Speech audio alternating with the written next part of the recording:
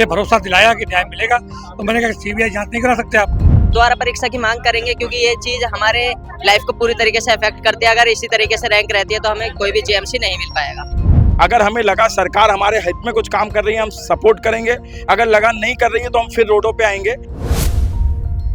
NEET परीक्षा को लेकर देश भर में बवाल जारी है। पेपर लीक के आरोप लगे और फिर छात्रों ने सुप्रीम कोर्ट का रुख किया। अदालत ने भी साफ कर दिया है कि नीट परीक्षा के पेपर्स रद्द नहीं किए जाएंगे, बल्कि 23 तारीख को री एग्जाम होगा, जिसमें जिस छात्रों को ग्रेस मार्क्स दिए गए हैं उन्हें दोबारा एग्जाम दिलवाया जाएगा।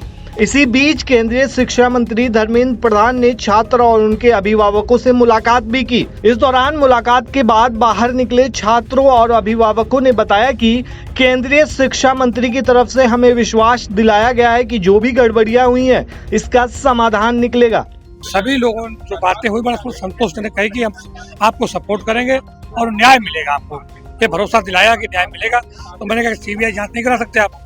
कि देखते अभी क्लियरिटी नहीं करते, लेकिन कोशिश करेंगे क्या क्या होगा। एनटीए में धान लिया तो बख्शा नहीं जाएगा। जी बच्चा है, वहीं पे है, फर्स्ट हुए और 2 बच्चे थे, मैं गया था। पहले बच्चे ही गए थे, बाद में मुझे बुला लिया, तो बड़ा धन्यवाद करता हूँ उसके लिए। और बात को सुना तो कम से कम मतलब पीड़ा को सुना। अब निर्णय क्या होता है सुप्रीम कोर्ट का, सारी कुछ बातों को सुप्रीम कोर्ट पे उन्होंने कह दिया। सुप्रीम कोर्ट का जो निर्णय होगा भाई मुझे मानना पड़ेगा। मैंने कहा कि सर इतने बड़े स्तर से पेपर लीक हुआ, इस पर कोई आप लोग नहीं बोले और सुप्रीम कोर्ट ने भी संज्ञान नहीं लिया है। एनटीए की बातों को तुरंत मान लेते हैं। घपला तो सर बहुत बड़े स्तर का है। यदि दोबारा पेपर होगा तो 40,000 बच्चे निकल जाएंगे, लेकिन एनटीए से पेपर हमने कहा न कराया जाए। अब मैंने अपनी सारी बातें रख दी वहाँ पे। अब वो उस पर कितनी बातों को क्या क्या करते हैं वो तो बड़ा उनका पास पावर है क्या। हाँ, थोड़ा उन्होंने भरोसा दिलाया कि आपको न्याय मिलेगा। तो जब अच्छे से बात करता तो भरोसा करना पड़ता है, तो भरोसा किया मैंने, अच्छे से बात किया और सपोर्ट किया कि हम आपको भरोसा दिलाते न्याय मिलेगा। बात माननीय मंत्री जी ने आश्वासन दिया है कि जो सारी मांग है जो भी बच्चों द्वारा की जा रही है, कोर्ट जो भी डिसाइड करेगा, जैसे कोर्ट ने अभी ग्रेस वाले बच्चों के लिए जो डिसाइड किया उसको हमने मान लिया, ऐसी कुछ भी डिसीजन जो भी कोर्ट लेगा उसको हम मानेंगे, उसको हम लोग ओबे करेंगे, उसको हम अपोज नहीं करेंगे। ऑलरेडी इस चीज की जांच की हमने मांग की, हमने पूरा पिटीशन उसमें दिया है। उसमें मतलब ये जो हमारा जो हमने उनको दिया है उसमें हम लोगों ने डिमांड उसकी भी की थी, तो उन्होंने कहा कोर्ट में ये भी शायद संज्ञान में कोर्ट ने ले रखा है। 8 तारीख को जो कोर्ट की जो सारी सुनवाई कर रहे हैं उसमें जो डिसाइड करेगा उसके साथ। जो हमारी प्रॉब्लम्स थी शुरू से लेकर आखिरी तक की, हमने अपनी सारी प्रॉब्लम्स उनको बताई और जितने भी हमारी मांगे थी उन चीज़ को लेकर उन्होंने कहा जो सुप्रीम कोर्ट फैसला करेगा वही हमें मान्य करना पड़ेगा। और दूसरी हमारी जो मेन चीज़ थी रजिस्ट्रेशन फीस को लेकर के, रजिस्ट्रेशन फीस आई है तो उन्होंने उस चीज़ पर स्पेशल ध्यान लेने के लिए कहा है और रजिस्ट्रेशन फीस को कम करने की सोची है।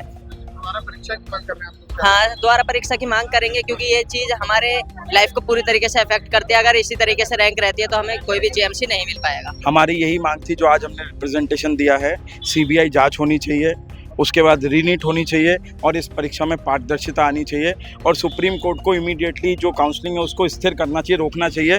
क्योंकि अगर काउंसलिंग नहीं रुकेगी तो जो पैसे से जिनने बैकडोर से एंट्री लिए वो सब डॉक्टर बन जाएंगे, एमबीबीएस डॉक्टर बन जाएंगे और 16-16 घंटे जो मेहनत करके बच्चे पढ़ रहे हैं, गरीब का, किसान का बच्चा, वो वंचित रह जाएगा। बस हमारी यही मांग है।